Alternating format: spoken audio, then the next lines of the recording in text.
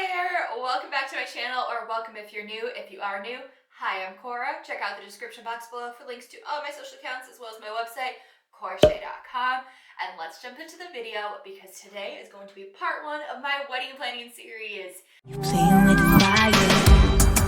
You put my one and only until you left me. I got engaged on January 31st, so it's been only about 2 weeks, but I'm already jumping into the planning. I also just want to be able to space everything out over the next 16 or so months so that I can not stress myself out too much. I'm so excited for this wedding planning journey, and I want to take you guys along with me. I think that I have some little bit different views on weddings and the wedding industry in general because I've been involved with it since I was about 12. I hope that these videos are helpful or just entertaining. Either way, I hope you stick around for this series. Today we're going to be talking about my wedding planner, and I don't mean a person, I mean the book. I am personally not hiring a wedding planner. I've discussed hiring a month of coordinator, but the venue that we're going with is more on the all-inclusive side, so I don't think that's going to be necessary to have somebody to kind of coordinate the vendor's day of, since majority of the vendors are actually kind of grouped in with the venue, which is something that was really important to me. I started working in weddings, well, informally working in them when I was about 12. My mom was a wedding photographer, and as a summer job, I started, even though it wasn't really a job, you know, it was fun. By the time I was 18, probably 400 weddings. And I got a degree in hospitality management with a focus on hotels, but I also did a lot of work with events. Basically, every hotel that I worked at had an event center attached. I actually helped to open and was on the opening team of a wonderful, really cool event center here in Columbus. And because of that, I also learned even more about events and weddings and the actual event side, catering, and things like that. So there aren't too many aspects of a wedding that I haven't kind of experienced from the behind the scenes. So I got a lot of ideas of what I liked and what I didn't like, and let me tell you, the main thing I didn't like is how stressed people would get on their wedding day. So one of my main goals planning my wedding is to make it a wedding that I'm not going to be stressed at, my groom's not going to be stressed at, and none of our family or friends are going to be stressed at. And the first step to having a stress-free wedding is going to be this wedding planner. So I did a whole bunch of research on what exactly I wanted from my physical wedding planner book. And first off, I knew I wanted it to be personalized because I think that's cute. Cora and Matt, this is from Erin Condren. I love Erin Condren, so they were definitely on my short list for brands and planners that I was looking at. With their life planner for my planner for just in general in my life, I have a video on how I set that up. I'll link that below. I don't like them, but I did a lot of other research with other wedding planning companies, and something that knocked off a lot of them is that you couldn't personalize the covers, and that was definitely something I wanted. And then when I started looking at pictures from the inside and reviews, it had a lot of the details that I really wanted. The main factors I was looking for is, first, I wanted the month tabs to be customizable so that I can use them for the 12 months leading up to my wedding. So my wedding is going to be in June of 2022, so the last tab is June. I didn't want, there were a lot that come pre-monthly labeled, but they're only 12 months, and that wasn't going to work for me. I didn't want a 24-month one because I didn't feel like that was necessary, because you're only going to be a few months before 12 months. We're going to be engaged for about 16 months. So they do have some cute little pages with wedding tips. Them aren't that specific, and I actually really like that. The final tip they have is don't stress. Try not to sweat the small stuff. The hardest part is booking the time and place. After that, try to relax and enjoy the planning. So we already booked our time and place. I'll probably do a second series on talking about how we scouted different venues and decision making on that. That'll be a second video, so keep an eye out for that. I like that it keeps everything just really open and realistic. So this next page, getting started.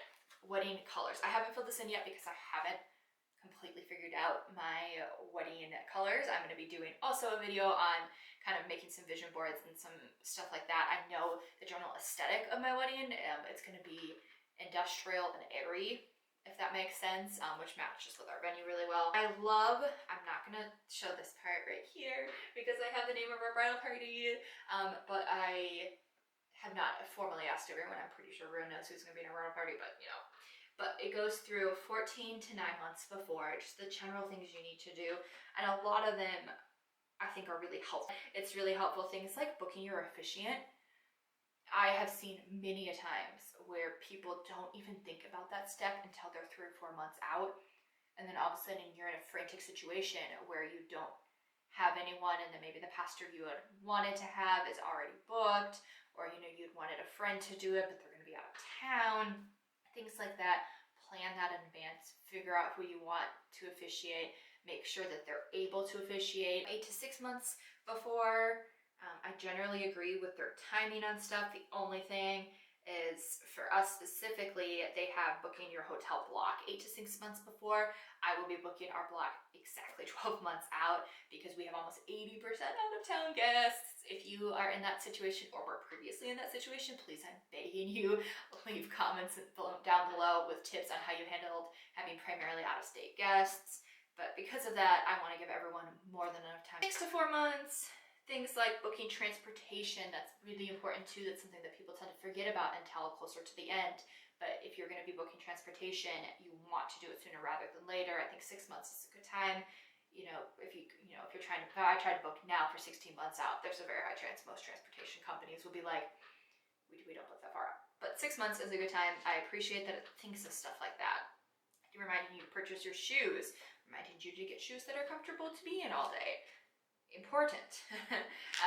I'll take you guys along with some of that. 1 month before, RSVPs and seating, getting your marriage license. Quick note though, with RSVPs and seating arrangements, make sure that you're in contact with your venue. Ours, I believe, has a 21-day window on when you need to get your final seating chart to them and the final head counts, your guaranteed head count.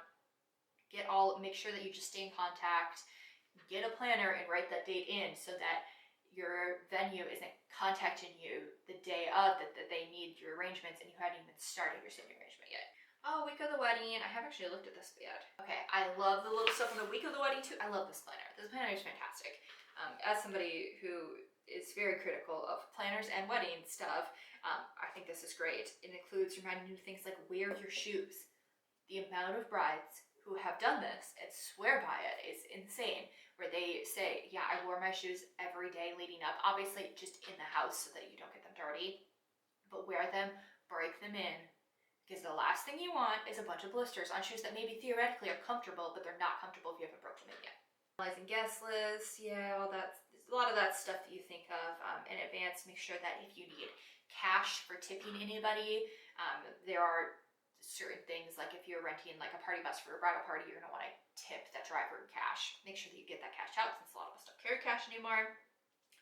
Assigning roles to people, yes, absolutely. I am loving this. I'm going to show you the blank side of this. There's information, there's the spot so that you can put each of your wedding party. Our wedding party is not going to be very big. It's going to be like 8 total people, besides us, so like 10 total people.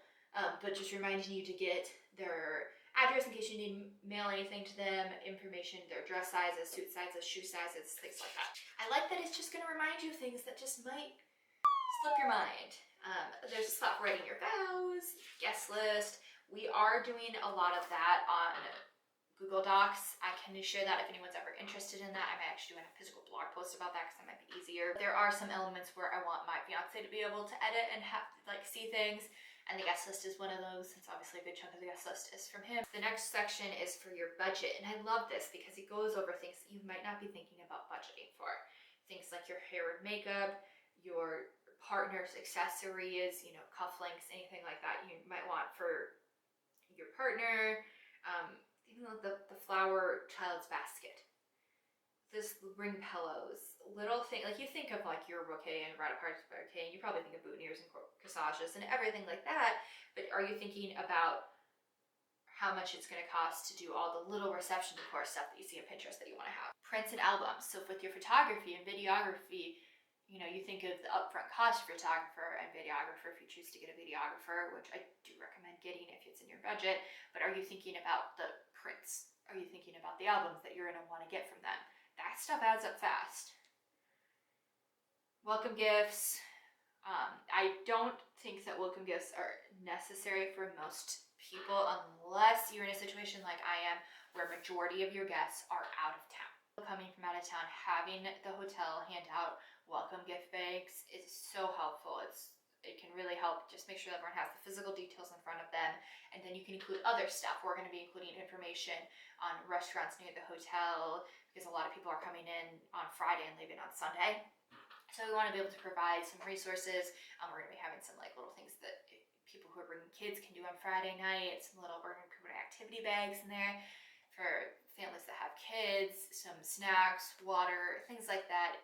It's not, I don't believe welcome bags are all that necessary if you only have a couple people staying in a hotel for your wedding, but if you're gonna have a pretty decently large wedding block, I do think it's helpful. I love this too. It has a list of shots, picture shots that most people will want to get, and then a blank spot for you to write down additional ones. Of course, I do recommend getting a Pinterest board, and then from that Pinterest board, saving all the pictures that you think are cute, and then writing those down on here after you kind of figure out which pictures you want. Music lists, you'll want to make sure you copy that to your DJ plenty in advance. Flowers, oh, they even have recommendations for which flowers are in season when. I love that.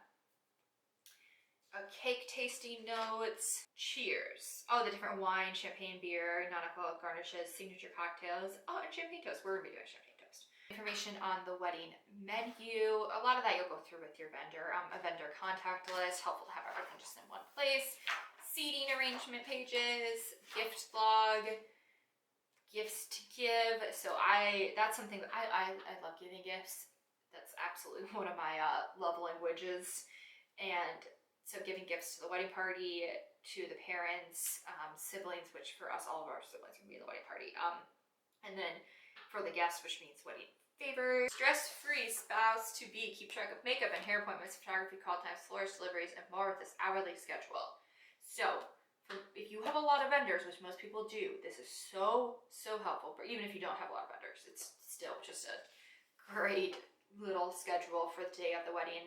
I would recommend also typing that out and emailing it out to all of the main people, specifically your partner that you are marrying, as well as parents and bridal party as well. Oh, this is cute. Little memory scrapbook. I don't know if we'll actually do this, but it's definitely cute. And then just lots of notes. This was literally something that I love so much about this planner. All of the note pages, blank note pages, because I am a note taker to my core. And that is it. There's a little folder in the back, and then there's stickers. These are cute because it has a lot of stickers for like main things like the day you need to get your license, the different showers, you need to go to the bakery, things like that. So, long story short, I will follow up after the wedding on whether or not this ended up being the planner that I loved, but so far I absolutely love it, and I think that it was the right planner for me and for my fiance. I ordered some cute little stickers and stuff from Erin Condren too. These are so cute. And then I also ordered matching, so the pattern matches, little notepads too that we're going to be using for writing little notes to people and things like that are just cute. I'm wanting to have as stress-free a wedding as possible while also just having fun and being extra in the places I want to be extra. There are things that I care a lot about, and there's things I don't care nearly as much about, and I think that a lot of people feel pressured to care about the same things as everyone else, and I don't think that's fair. Like, if your main priority is the alcohol at your wedding, then let that be your priority. Who cares? If you are a wine connoisseur and you want to have awesome wine at your wedding, everyone else is like, no, you need to be focusing on the flowers. No, don't. Focus on what you want to focus on. That is absolutely something that I firmly believe in. If you like my wedding planning style, make sure to hit the subscribe button below and then check out the description box for links to my social accounts and my newsletter. I recommend subscribing to my newsletter. I send it out once a week, and it has my 3 blog posts for the week and my 1 to 3 videos depending on the week.